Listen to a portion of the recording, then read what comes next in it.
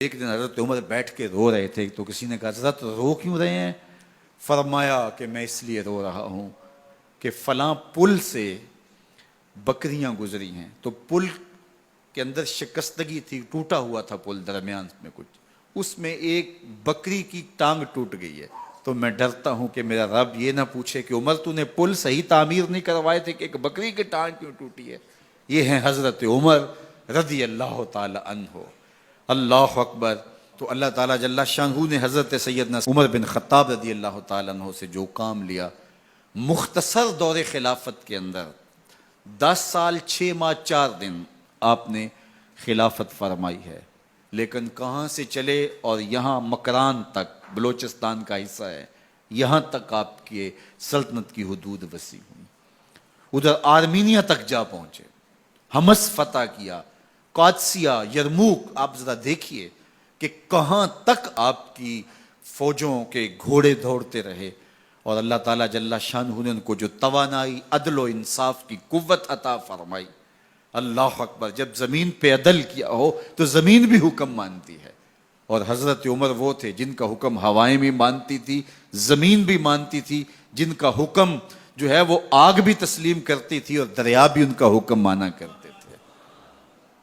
مصر کے اندر یہ رسم بد جاری تھی کہ سال کے بعد ایک دوشیزہ کو زیورات پہنا کے اچھے لباس میں ملبوس کر کے دریا کی بھینٹ چڑھایا جاتا، اس کی قربانی دی جاتی، اس کا خون بہتا تو دریا چلتا۔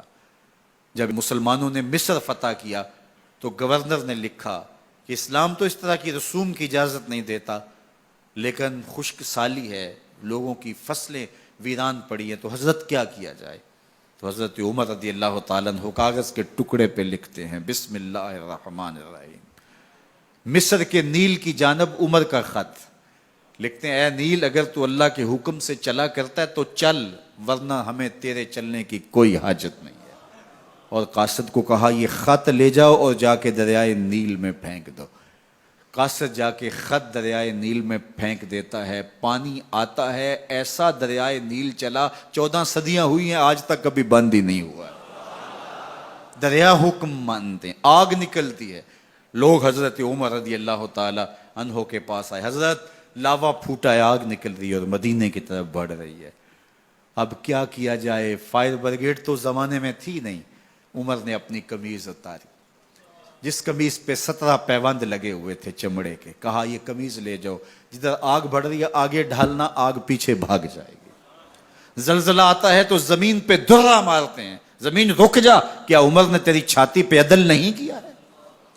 تو یہ عمر ہیں رضی اللہ تعالی عنہ کہ جن کے انصاف کی وجہ سے، جن کے عدل کی وجہ سے اللہ تعالیٰ کی رحمات اور اس کی برکات کا نزول ہوتا تھا، اور اللہ تعالیٰ نے مسلمانوں کو وہ آبرو مند حکومت دی۔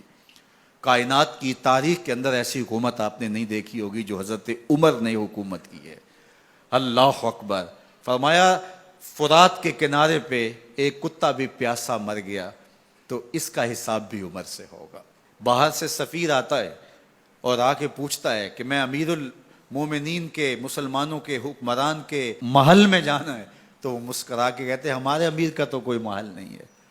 کہا کہاں ہے تمہارا امیر؟ کہا مسجد نبوی میں ہوگا یا بیت المال کی اونٹوں کی دیکھ بھال میں لگا ہوگا۔ وہ جب گئے تو مسجد میں نہیں ہے، اللہ اکبر، وہاں گئے تو وہاں بھی نہیں ہے۔ پھر کیا دیکھتے ہیں کہ عمر رضی اللہ تعالی عنہ جنت البقیع کے پاس ایک درخت کے نیچے اینٹ کا سرانہ رکھ کے سوئے ہوئے ہیں۔ تو اس نے کہا عمر تو نے عدل کیا ہے، تجھے کچی اینٹ پہ بھی نیند آ گئی، ہمارے حکمرانوں نے انصاف نہیں کیا، اور وہ بند اور محفوظ کمروں کے اندر بھی سکون اور چین کی نیند نہیں سو سکتے۔ حضرت سیدنا عمر رضی اللہ تعالیٰ عنہ نے اس طرح ان امور سلطنت نبھائے۔ آپ دن کو لوگوں کی دیکھ بھالی کرتے، لوگوں کی ضروریات سنتے سمجھتے، اور جب رات پڑتی لوگ سو جاتے، عمر مدینے کی گلیوں میں پہرا دیتے۔ کائنات نے کوئی ایسا بھی حکمران دیکھا ہوگا؟ اللہ اکبر۔ وہ مجاہد جو مختلف محاذات پہ گئے ہوئے ہوتے، ان کے گھروں کی دیکھ بھالی کرتے، ان کی ضروریات کا خیال رکھتے، ان کی آبرو کا پہرا دیتے۔ راتوں کی تنہائیوں کے اندر حضرت عمر اٹھتے اور جا کے گشت کرتے، چکر لگاتے، دیکھتے کوئی آنکھ پر نم نہ ہو، مفلسی کا کسی گھر میں ماتم نہ ہو۔